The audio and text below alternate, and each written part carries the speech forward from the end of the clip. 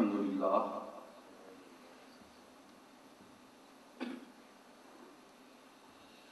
الحمدللہ الذی ہدانا الی الصراط المستقیم الصلاۃ والسلام علی من اختص بالخلق العظیم وعلی آلہ واصحابہ اجمعین برحمتک یا ارحم الراحمین اما بعد۔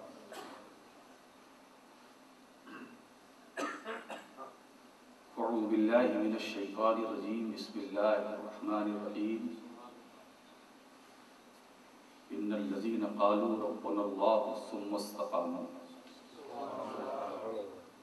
صدق اللہ العلی العظیم وصدق رسولہ النبی الامین المتین الکریم ونحن علی ذلک لمن الشاہدین والشاکرین والحمد للہ رب العالمین۔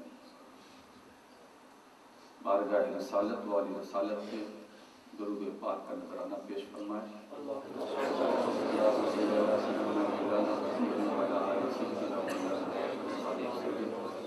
ایک بار اور یہ درود پیش فرمائیں۔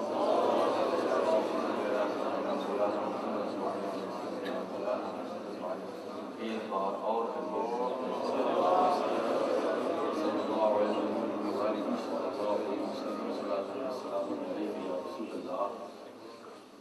صلی اللہ تعالی علیہ وسلم۔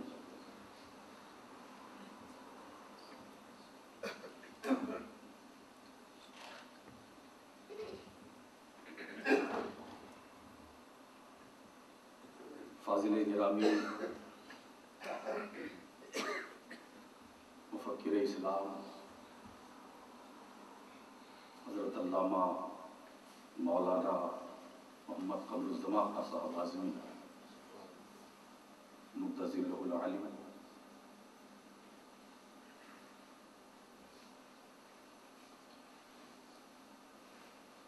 یہ ہمارا تعارف کرانے کے لیے کھڑے تھے۔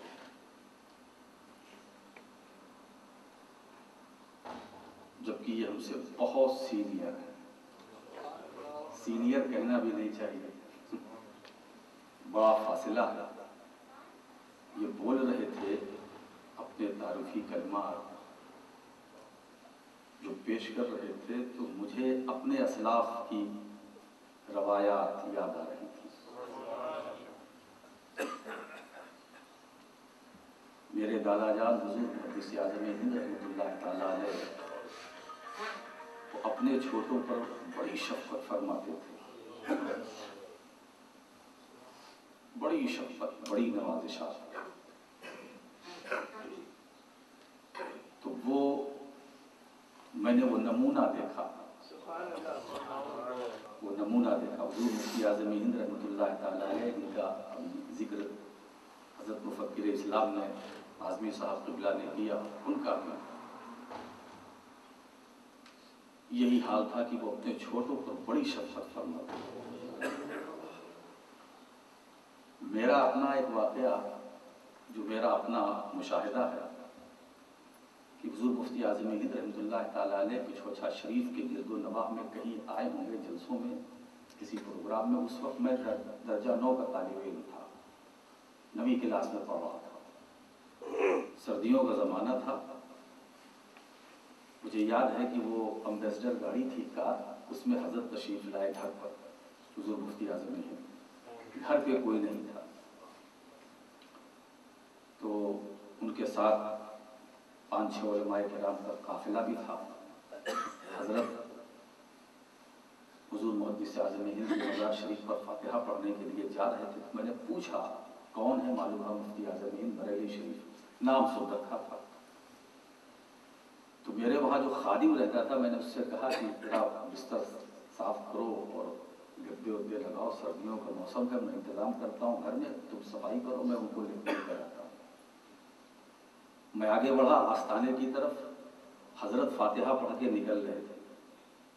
میں آگے بڑھا، میں نے سلام پیش کیا اور ہاتھ بڑھایا مسافے کے لیے کہ مجھے دست بوسی کی سعادت حاصل ہو۔ تو انہوں نے مجھ سے سوال کیا، آپ کی تعریف؟ اب اس کو طالب علمی زمانہ تھا، تو میں نے کہا جہاں سے آپ آ رہے ہیں میں ان کا پوتا ہوں۔ اتنا میں نے کہا تو حضرت فرماتے اچھا جہاں سے میں آ رہا ہوں آپ ان کے پوتے ہیں تو یہ ہاتھ مجھے دیجیے. میں نے کہا حضرت نہیں, میں نے کہا مجھے دیجیے اس لیے کہ اب بحث مت کیجیے, میں جہاں سے آپ آ رہا ہوں آپ ان کے پوتے ہیں, یہ ہاتھ مجھے دیجیے. انہوں نے گھسیٹا اس کو, چوما میرے ہاتھ کو. مجھے عجیب سا لگا, میں نے کہا یہ کیسے بے نفس لوگ. حضرات یہ میرا اپنا مشاہدہ, اب کون کیا کہتا ہے میں اس بحث میں نہیں جاتا, جو میں نے دیکھا وہ بیان کر رہا ہوں. حضرات جب ان شخصیات کا ذکر ہوتا ہے تو سینہ چوڑا ہوتا ہے, کشادہ ہوتا ہے, روح کو بالیدگی ملتی ہے. اعظمی صاحب یہی میں سمجھتا ہوں کہ ہمارے علماء اہل سنت میں ایک ایسی ذات ہے جو مختلف فی نہیں ہے. سبھی ان سے محبت کرتے ہیں اور یہ بھی سب سے محبت کرتے ہیں. میں نے فقہ کا اور اصول فقہ کا یہ لفظ استعمال کیا, یہ مختلف فی نہیں, سبھی چاہتے ہیں, سبھی مانتے ہیں. جب آپ کا مجموعہ کلام آیا خیابان مدح تو والد صاحب قبلہ کو پیش کیا گیا کہ اس پر آپ کچھ لکھ دیجئے. تو گھر پہ موجود تھے, انہوں نے کھولا, پڑھا, کہا اس پر ضرور لکھوں گا. ان کا ایک جملہ مجھے یاد ہے کہ علامہ قمر الزمان اعظمی سے ملاقات تو بہت رہی مگر قمر اعظمی سے پہلی بار ہوئی. میں نہیں جانتا تھا کہ یہ اتنی اچھی شاعری کرتے ہیں. خیر انہوں نے جو کچھ لکھنا تھا لکھا, آپ اس دیوان کو اٹھا کر دیکھیے. حضرت والد صاحب قبلہ رحمۃ اللہ علیہ کا مضمون بھی چھپا ہوا ہے, پڑھیں آپ ضرور اس کو. اس میں کوئی شک نہیں کہ چھوٹا ہو بڑا ہو درمیانی ہو, سب حضرت اعظمی صاحب قبلہ کو قدر کی نظر سے دیکھیں. اس لیے کہ اس ذات نے خود اپنی ذات سے کسی کو تکلیف نہیں پہنچائی اور نہ پہنچی کسی کو. مولا کریم کی بارگاہ میں ملتجی ہوں کہ حضرت اعظمی صاحب قبلہ کی عمر میں برکتیں عطا فرمائے اور ان کا سایہ قائم و دائم رکھے اور ان کے فیوز و برکات سے آپ سب مالا مال ہو. یہ بھی ایک ریکارڈ ہے برطانیہ کی سرزمین پر کہ 35 سال سے اسی مسجد میں یہ اپنی خدمات پیش کرتے چلے آ رہے ہیں اور مجھے یقین ہے کہ جو بچا کچا ہے وہ بھی انشاءاللہ یہی رہے گا. مولا کریم ان کی عمر میں برکتیں عطا فرمائے. بے شک وہ لوگ جنہوں نے کہا ہمارا رب اللہ ہے, ہمارا رب اللہ ہے, پھر اس پر قائم رہے, پھر اس پر قائم رہے. یہ منزل بہت سخت ہے. زبان سے اقرار کرنا ہمارا رب اللہ, پھر اس پر قائم رہنا. اقرار وحدت, اقرار توحید, اللہ کے سوا کوئی معبود نہیں. لا الہ الا اللہ کا اقرار, اس کی ذات کا, اس کی صفات کا, اس کی وحدانیت کا, توحید کا, اور پھر اپنے اس اقرار پر قائم رہنا. یہ مشکل کام ہے. ثم استقاموا, اس پر قائم رہے. اب اس کا نتیجہ, اس کا فائدہ کیا ہے وہ قرآن کریم میں اگلے حصے میں آ رہا ہے. تتنزل علیہم الملائکۃ الا تخافوا ولا تحزنوا وابشروا بالجنۃ التي کنتم توعدون. یہ نتیجہ جو قائم رہے ان کے حق میں کہا جا رہا ہے. یہ بہت مشکل کام ہے. زبان سے اقرار کیا, پھر اس اقرار پر قائم رہے. عالم ارواح میں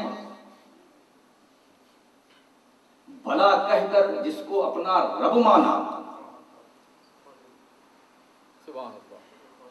عالم ارواح میں بلا کہہ کر جس کو اپنا رب مانا,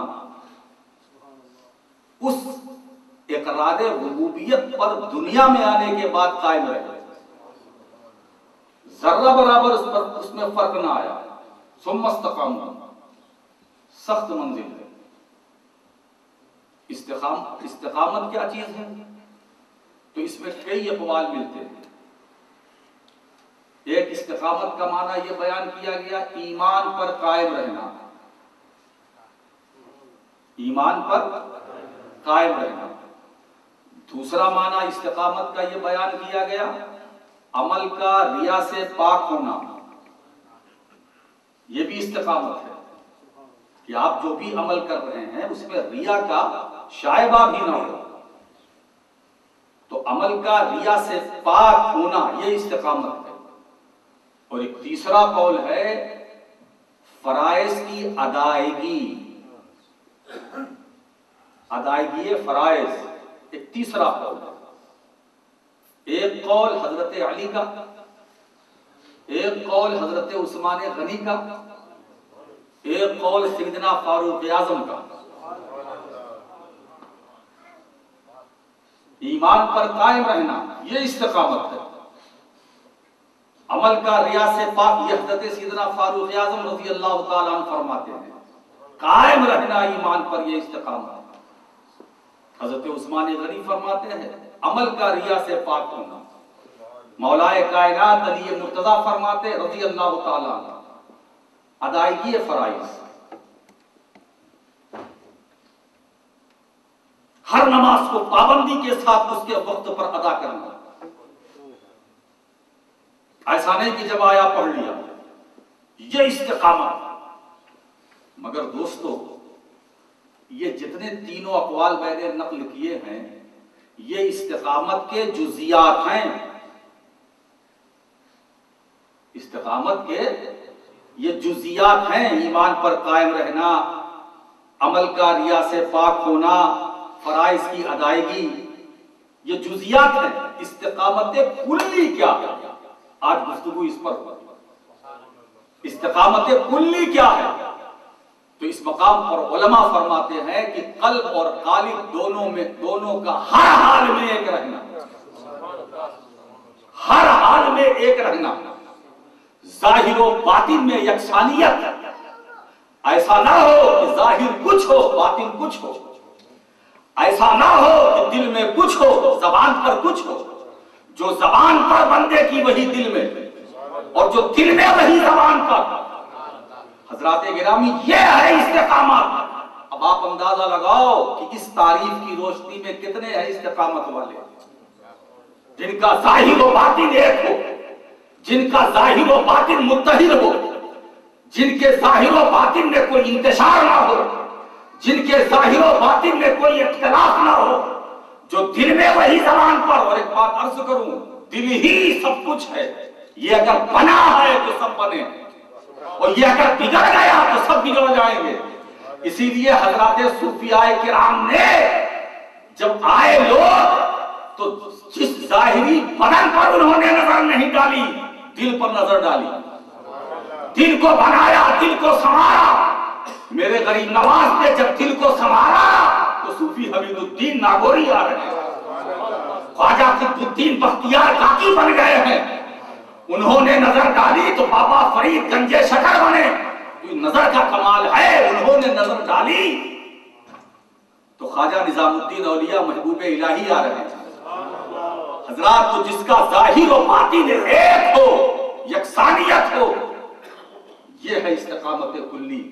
ہر حال میں آندھیاں چلے، طوفان اٹھے، پریشانیاں آئے، مگر ان کے پائے استقامت میں لغزش پیدا نہ ہو، حرکت پیدا نہ ہو، یہ استقامت کلی ہے۔